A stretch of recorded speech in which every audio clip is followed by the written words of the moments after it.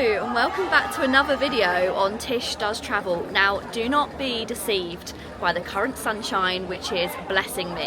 So I've come to Seville, which is one of my bucket list places I've wanted to visit in Europe, with my mum for the weekend.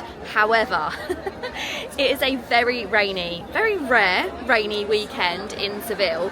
They're currently having all of the torrential rain, which is all across southern Spain and the Canary Islands. I think it's blown in across from Australia when they've had the cyclone. So it's unusually bad weather. But we are spending a couple of days exploring Seville. So I'm going to take you with me and show you what we get up to when, the sun isn't quite always shining. So if that sounds good, then please do keep watching if you want to see some tips and tricks for Seville. And I really hope you like content like this. And if you do, go ahead and hit the subscribe button. Okay, let's flip forward to the start of the weekend.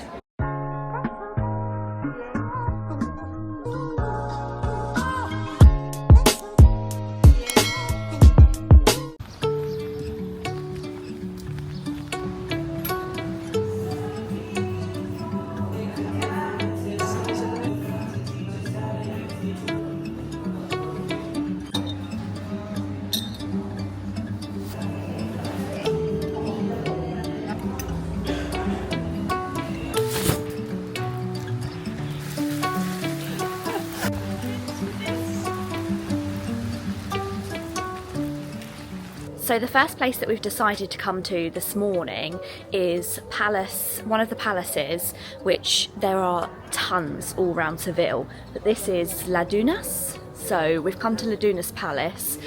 There is a lot more to that name, but I'm kind of simplifying it down for the sake of the video. I'll put the full name on the screen here so you can have a look at it. It's been really beautiful.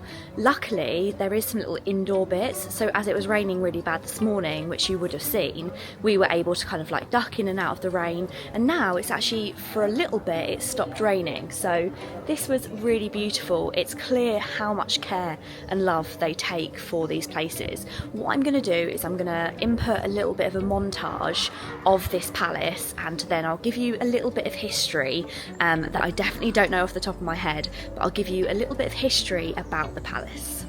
Built in the late 15th century, this palace combines Renaissance, Gothic and Moorish styles. It's rich in history and was the birthplace of the famous poet Antonio Machado.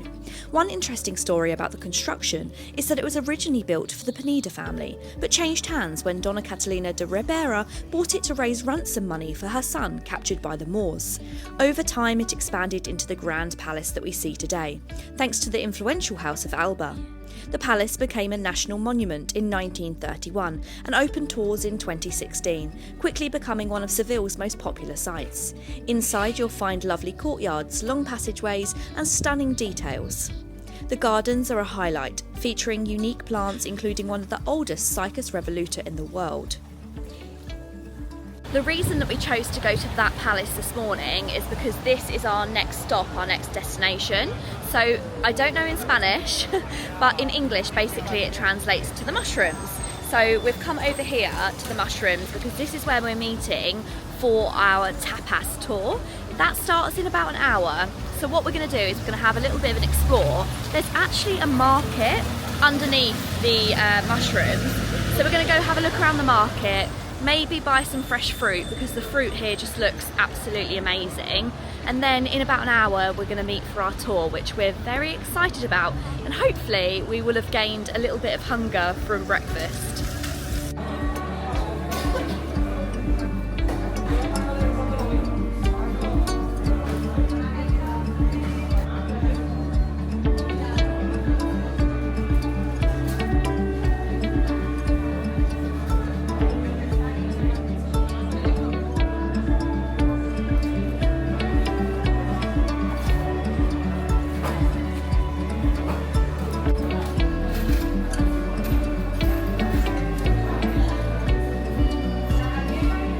We didn't get too much in the market because I'm pretty sure it's quite expensive in there, but I did actually pick up these kumquats.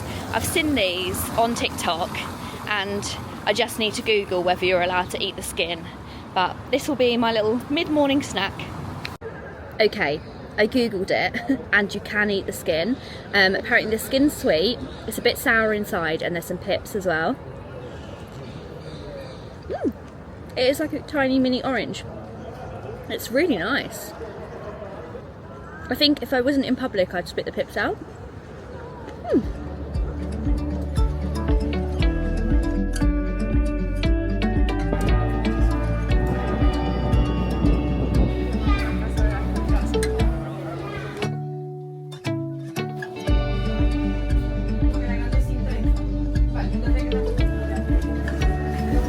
We've just come past this place called Choc, and it has the most beautiful cakes you've ever seen, from cinnamon swirls, and then they've got these huge cakes, massive filled cookies, brownies, and inside there's breads. I definitely think we'll come back here if we have time. Our tapas tour has just started.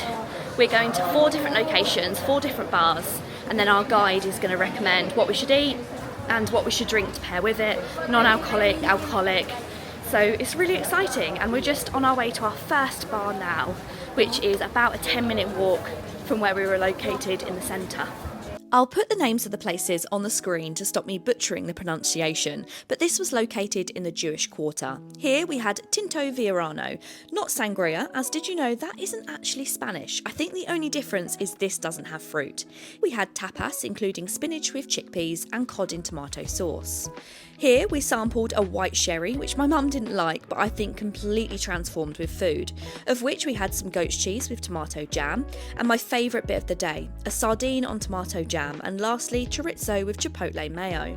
The nice weather could only last so long. It started to rain again, although it's brightening up a little bit. Famous in Seville, we popped by the home place of the virgin olive oil tortoise, traditional treats handmade in southern Spain since 1910.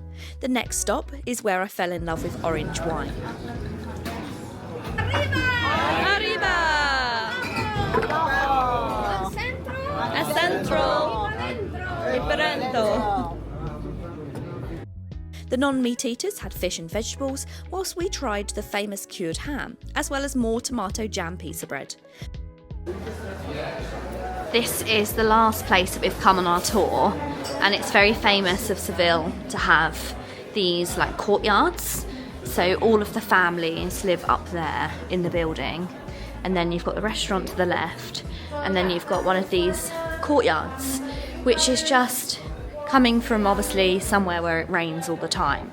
So crazy to think that you've got a completely open ceiling, and then you've got furniture items that you'd usually have inside, and it's not completely open because when they shut these doors it becomes secure, but it's still so crazy to see all of these items that you'd have in a home, but instead inside a completely open courtyard.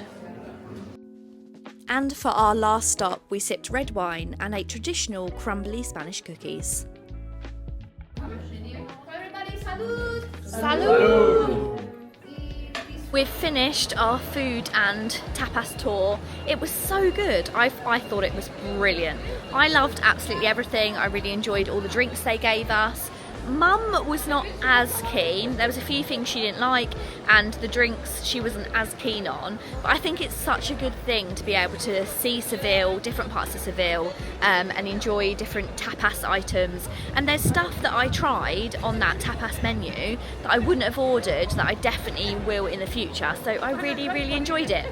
It's about 4:30 now. We don't actually have a plan for the rest of the day. I'd like to see a flamenco show, but it all depends on how tired we are and how much we're feeling up for doing something this evening. So we're just going to continue to explore.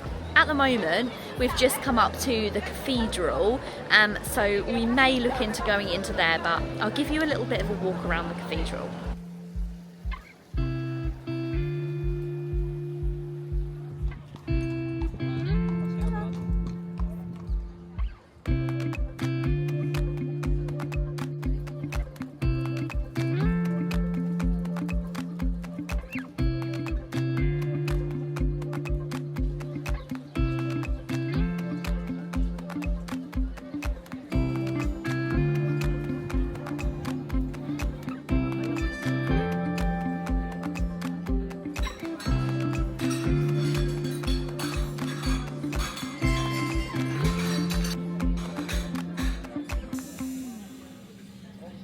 Happy day 2 of Seville, and once again we've got a little bit of sunshine. We went out for breakfast this morning, or should I say brunch, because it was about 11 AM, and we actually managed to just get in time for a huge downpour, and it downpoured for probably about an hour, and then the sun has just come out and we decided to head to somewhere which was on my bucket list for Seville, and it was the place that I wanted to see the most, and I really desperately wanted to see it in the sunshine. So luckily we've been blessed by a little bit of sunshine, not sure for how long, and we have come to the Plaza de España.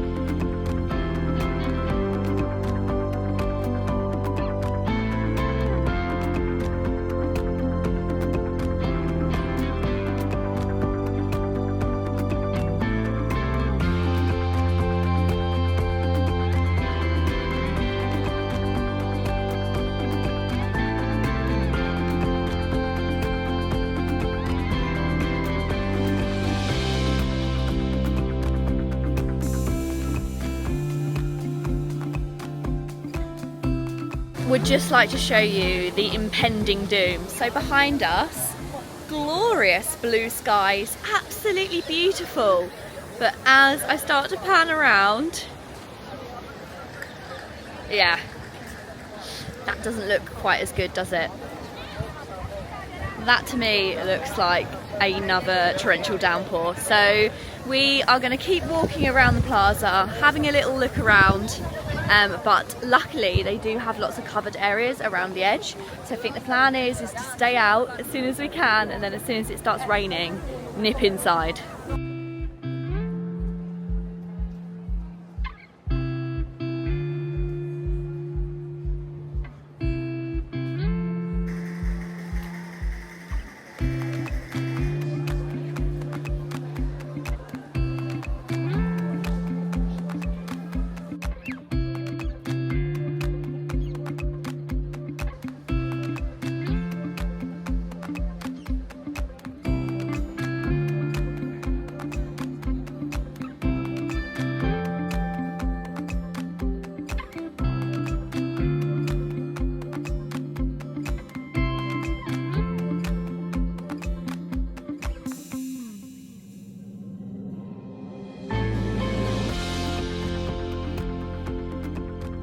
By some miracle, after a little downpour whilst we were inside of the plaza, the blue thing in the sky has returned. So we've walked over the bridge, because that takes about 25 minutes. We've walked over the bridge and we're heading to the part of Seville which is known for its ceramics. So we're going to have a little look around the shops and get a drink and just do a bit more exploring.